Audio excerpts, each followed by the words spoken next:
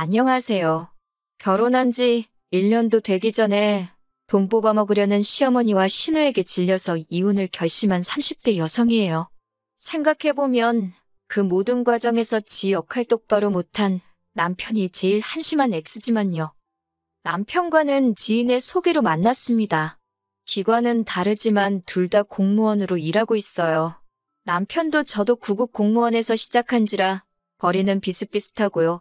아시다시피 밥봉이에요. 제가 공무원이란 직업을 고른 건 솔직히 직업적 사명이라던가 국가를 위해 헌신하겠다 그런 마음은 아니었어요.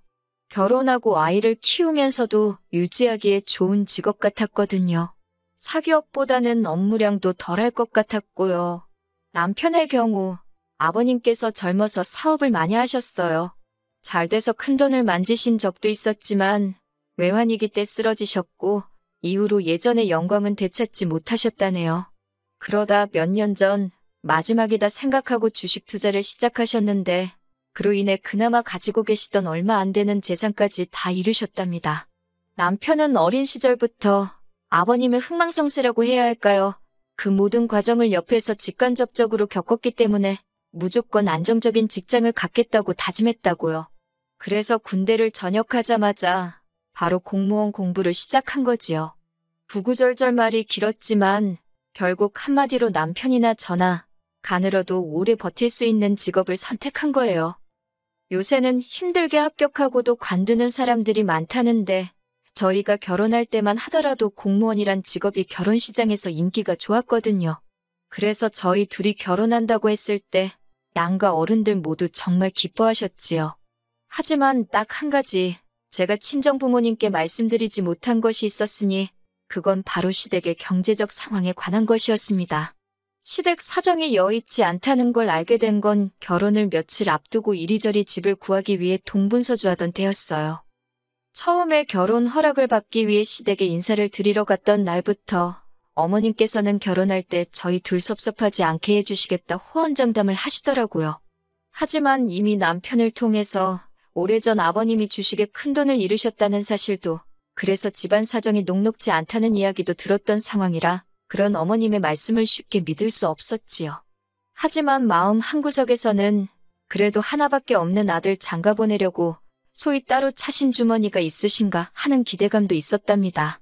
남편도 저랑 비슷한 마음이었던 것 같아요.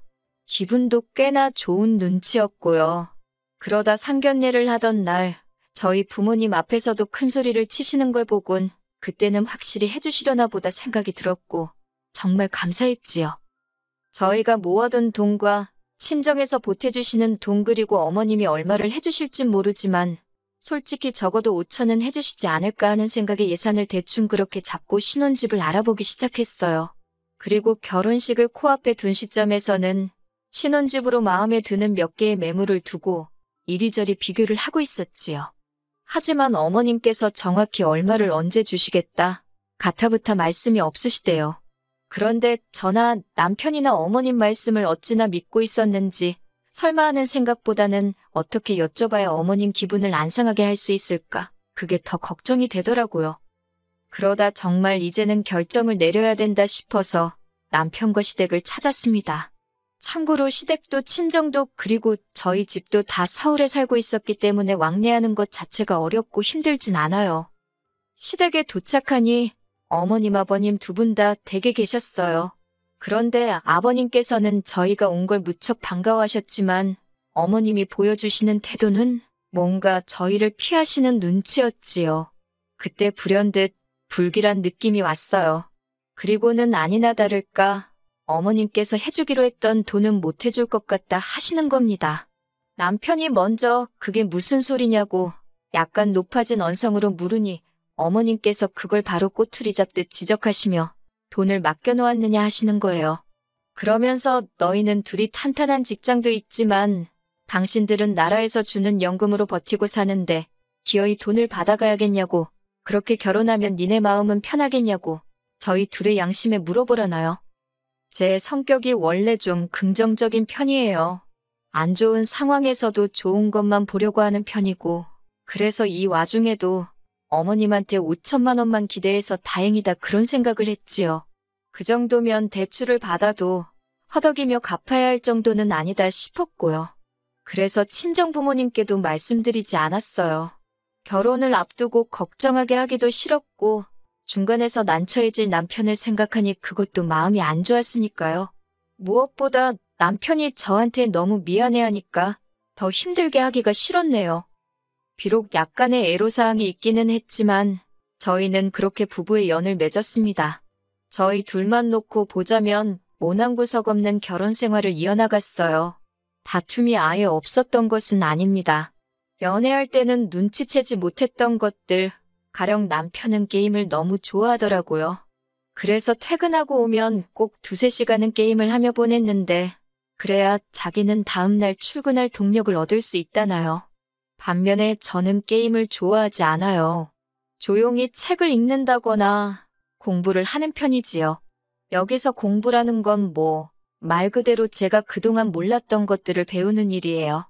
다른 나라의 언어를 공부하기도 하고 재테크 공부 같은 거요. 몇 번의 다툼 끝에 저희는 서로의 다름을 인정하기로 했습니다. 그래서 퇴근하고 저녁 식사를 하고 나면 남편은 작은 방으로 저는 거실에서 각자 할 일을 하며 시간을 보내기 시작했지요. 오히려 그러고 나니까 사이가 좋아졌어요. 서로 충분히 스트레스를 풀었으니 예민할 이유가 없었거든요. 한편 그렇게 지내는 중 하루는 어머님께서 연락도 없이 저희 집에 찾아오셨습니다. 별로 놀랍지도 않았던 게 어머님께서는 이전에도 2번이나 연락도 없이 오신 적이 있거든요. 하지만 그때마다 저희가 집에 없었기에 그냥 돌아가셔야 했지요. 그래서 꼭 연락 좀 하고 오시라 말씀을 드렸는데 이번에도 그냥 오신 걸 보곤 대단하시네 그런 생각이 다 들더라니까요. 그래도 그날은 저희가 집에 있었으니 문을 열어드렸습니다. 어머님께선 지나가다 들렸다며 집 안으로 들어오시기가 무섭게 부엌으로 향하셨어요. 그리고는 대뜸 저희 집 냉장고를 여시면서 이것 보라고 텅텅 비었다며 이러면 당신 아들은 뭘 먹고 사냐입니다. 아무렴 현대사회에서 군기해야겠어요. 소리가 목구까지 올라왔지만 어머님이랑 싸울 것도 아니니 그 말은 삼켰고요. 대신 인터넷으로 이것저것 식재료를 시켰고 이따 새벽에 오기로 되어 있다 했습니다. 요새는 온라인 마켓도 그렇고 대형마트도 그렇고 직접 가지 않아도 다 사 먹을 수 있잖아요. 그러자 어머님께서 아무리 그래도 세상에 그런 게 어딨냐며 주부인 제가 직접 시장에 가서 보고 사야 되는 거랍니다. 남편이 먹을 건데 남이 무슨 짓을 할 줄 알고 인터넷으로 먹을 거를 사냐고요? 아무렴 침이야 뱉겠어요. 그 소리도 하고 싶었는데 제가 그냥 그렇게 시장에 다니고 할 시간이 없다고 했습니다.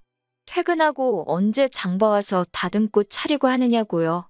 그러자 어머님께선 대뜸 저더러 결혼했으면 살림이 먼저지 공부고 나발이고 그런 건 할 시간이 있고 장보러 갈 시간은 없냐는 겁니다. 여자는 원래 결혼하면 남편이 1순위, 시댁 식구들이 2순위 그렇게 돼야 하는 법이라면서요. 당신도 여자고 딸도 있으면서 어떻게 저런 소리를 아무렇지도 않게 하시나? 신기하대요. 한편 그 와중에 제가 공부하는 건 또 어떻게 아신 건가 싶어서 남편을 쳐다봤어요. 그러자 남편이 나중에 그러더라고요. 제가 공부하는 게 대단해 보여서 신우한테 이야기를 했는데 그 이야기가 어머님한테 들어간 것 같다고. 아무튼 그래서 공부랑 장 보는 건 별거고 그러면 게임하는 어머님 아드님이 장을 보는 게 더 맞겠다 했습니다. 남편은 차를 갖고 출퇴근을 하고 저는 대중교통을 이용하고 있었으니까요. 제가 남편더러 어머님 말씀 들었냐며 앞으로 쓸데없이 집에 와서 게임 같은 거 할 생각 하지 말고 집에 올 때 시장 들려서 장 봐오라고 했어요. 그러면 밥은 내가 차려주겠다고요. 어차피 저는 요리하는 건 좋아해서 밥은 늘 제가 했고 뒷정리는 남편이 했는데 남편 일거리만 늘어난 거예요. 그러자 어머님 얼굴이 진짜 금방이라도 터질 듯 빨개져서는 어이가 없다며 저더러 내가 너한테 하랬지 네 남편 시키랬냐고 목소리를 높이시대요. 그래서 저도 남편 입으로 들어갈 건데 자기가 보고 사는 게 제일 마음 편하지 않겠냐고 했습니다. 제가 무슨 짓을 할지 모르잖아요라고 어머님이 하신 말씀대로 돌려드리니 더는 아무 말씀도 못 하시대요. 어머님이 씩씩대며 돌아가셨고 저라고 마음이 편하기만 한 건 아니었습니다. 착한 며느리 소리 듣기는 글렀구나 싶었는데 그게 뭐라고 저도 사실 착한 며느리 좋은 며느리가 되고 싶었거든요. 그런데 첫 단추부터 잘못 기운 셈이니 그래도 할 말은 해서인지 한편으론 후련하기도 하대요. 이후로 어머님과는 적당한 거리감이 생겼고 저는 그게 좋았습니다. 그런데 문제는 신우가 이 꼴을 못 보더라고요. 신우는 남편보다 4살이 많았고 결혼도 했는데 신우 남편하고 사이는 안 좋은 눈치였어요. 남의 부부 속사정이야 제가 알 수도 없고 관심도 없지만 남편 말로는 두 사람이 상극이랍니다. 그래도 왜인지 이혼은 안 하고 산다나요. 아무튼 그런 신우가 자기가 무슨 어머님의 대변인, 변호사라도 된다 싶었나 봐요.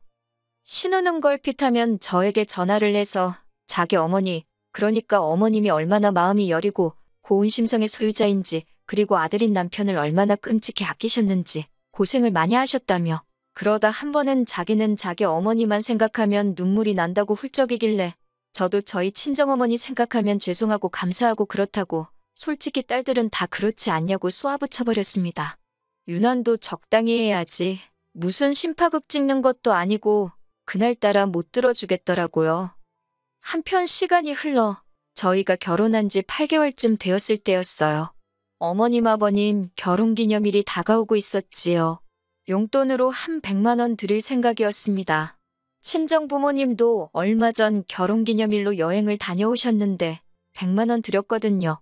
그마저도 안 받겠다 하시는 걸 제가 꼭 받으셔야 한다며 드렸네요.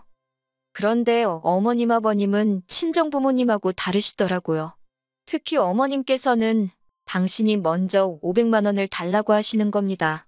어머님의 태도도 태도지만 액수에 깜짝 놀랐어요. 500이면 저희 둘 중 한 사람 월급을 넘는 금액이니까요. 제가 그렇게 큰 돈이 왜 필요하시냐 하니까 니네 부모도 얼마 전에 여행 다녀오지 않았냐며 당신들도 여행 가려고 한답니다. 이 이야기는 또 어떻게 아셨나 궁금했지만 일단은 저희 부모님은 당신들 돈으로 가시는데 제가 용돈을 드린 거라고 말씀드렸어요. 그랬더니 어머님께서 대번에 안색을 바꾸시며 그러니까 지금 제 말이 돈도 없으면서 무슨 여행을 가냐 이거냐입니다. 그러면서 호통을 치시는데 너무 황당하더라고요. 그러면서 잔말 말고 500만 원을 당신 계좌로 보내랍니다. 안 보내면 가만 안 둘 거래요. 그러고는 일방적으로 전화를 끊으셨는데 기가 차더라니까요. 남편에게 이게 말이 되느냐고 퍼부었습니다. 그랬더니 남편이 기껏 한다는 소리가 올해 500만 원 해드리고 이후로 미래 용돈에서 까면 되는 거 아니네요. 예를 들어 내년에 100만 원 드릴 거에서 80만 원만 드리고 그런 식으로 20만 원씩 까면 괜찮지 않겠냐고요. 제가 그 액수는 다 누가 정하는 거냐고 물었습니다. 누가 내년에 어머님 아버님 100만 원씩 드린다고 했냐고 그러면서 어디다 돈을 쌓아놓고 사냐고요. 그리고 이때부터는 내가 결혼하면서 어머님 말 바꾸신 걸로 당신한테 뭐라고 한 적이 있냐. 내가 뭐 제대로 된 거 하나 받은 게 있냐. 지금 누구 덕분에 대출 갚느라 고생인 줄 알긴 하냐. 500만 원이 네 집 개 이름이라도 되냐. 정말 따다다다 쏘아붙였네요. 그제서야 남편도 한 발 물러나긴 했는데 그 분을 삭힐 수가 없더라니까요. 하지만 상황은 여기서 끝나지 않았습니다. 어머님이 그렇게 일방적으로 전화를 끊으셨고 남편도 어머님 아버님께 500만 원은 못 해드린다는 제 의사를 확실히 전달했다 했기에 더는 신경 쓰지 않고 있었어요. 당연히 제가 먼저 어머님께 연락을 드린다거나 그런 일도 없었지요. 그랬는데 갑자기 아무 상관도 없는 신우가 나타난 겁니다. 제가 일하는 시청 앞으로 온 신우가 얘기 좀 하자며 저를 카페로 이끌더군요. 이번엔 또 무슨 심파를 찍으려고 동시에 카페에 아는 사람이라도 있을까봐 신경이 날카롭게 섰지만 일단은 한번 들어는 보자 싶어 순순히 신우를 따라갔습니다. 신우가 한다는 말이 저는 결혼 생활이라는 걸 며느리로 어떻게 살아야 하는지를 몰라도 한참 모른답니다. 그러면서 자기 어머니가 정말 500만 원을 욕심냈겠냐는 거예요. 돈이 문제가 아니라 저희 정성을 보려고 어머님이 저를 테스트하신 거랍니다. 여기서부터 너무 황당해서 말 그대로 이게 무슨 개소린가 싶더라고요. 그런데 신우가 계속해서 한다는 말이 퇴근하고 집에 오면 공부하고 그러지 않냐며 그 시간에 어디 마트라도 가래요. 식당이라도 가서 단기 아르바이트 같은 거 하면 솔직히 500만 원 금방 번답니다. 그런 노력을 하면 500만 원이 아니라 300만 원만 들여도 어머님 아버님이 절 최고의 며느리라고 추켜 세워주실 분들이래요. 어이가 없어서 그럼 남편더러 배달이라도 시켜야겠다고 받아쳤어요. 그랬더니 아니, 자기 말을 어디로 들은 거냐며 며느리인 제가 벌어와야 되는 거랍니다. 시부모님을 향한 제 효심을 보고 싶으신 거래요. 말 같지도 않아서 아니 효도를 받아도 어머님 배 아파 낳은 자식인 형님이나 저희 남편한테 먼저 받으셔야지. 왜 나한테 그러느냐 했어요. 그러면서 어머님 아버님 자식들 다 눈뜨고 버젓이 살아있는데 왜 저더러 고생을 대신 하길 바라시는지 모르겠다. 저희 친정부모님은 하나라도 더 해주고 싶어 하시는데 어머님 아버님은 특이하시다고 그랬지요. 그랬더니 신우가 갑자기 네가 그렇게 잘났냐? 니네 부모가 그렇게 돈이 많냐 하면서 불같이 화를 내더라니까요. 그런 신우를 보고 있으니 저도 너무 화가 나서 신우한테 더는 할 말이 없다고 쪽팔린 줄 알라고 한마디 남기고 먼저 자리를 떴네요. 집에 오니 남편이 거실에 있었는데 표정이 밝지가 않더라고요. 그새 신우가 일렀구나 싶었지만 표정이 왜 그러냐 하고 묻지도 않았어요. 그랬더니 입이 근질거렸는지 남편이 먼저 오늘 자기 누나 만났냐고 묻대요. 그래서 만났는데 헛소리를 하더라고 나한테 투잡 끼어서 어머님 여행비를 벌어오랬다니까. 그런 말이라도 알겠다고 하지 그랬냐고요. 순간 저는 제 귀를 의심했습니다. 그러면서 남편이 한다는 말이 저번에부터 어머님하고도 그렇고 왜 윗사람들이 말만 하면 무조건 싫다 못한다 그러냐나요? 그래서 그러면 당신은 지금 어머님이나 신우가 나한테 말이 되는 걸 할 수 있는 걸 시킨다고 생각하는 거냐고 따졌습니다. 그랬더니 남편이 한다는 소리가 현명한 여자는 이해심이 넓대요. 이렇게 집안에 큰 소리 날 일이 없게 한다나요? 결국 그날 저희는 이혼 소리가 오갈 만큼 크게 다투고 말았지요. 그리고 그날 다툼으로 저는 생각지도 못한 남편의 속내를 알게 되었습니다. 남편 역시 어머님과 마찬가지로 제가 책을 읽고 공부를 하며 제 시간을 갖는 게 마음에 들지 않았던 모양이 돼요.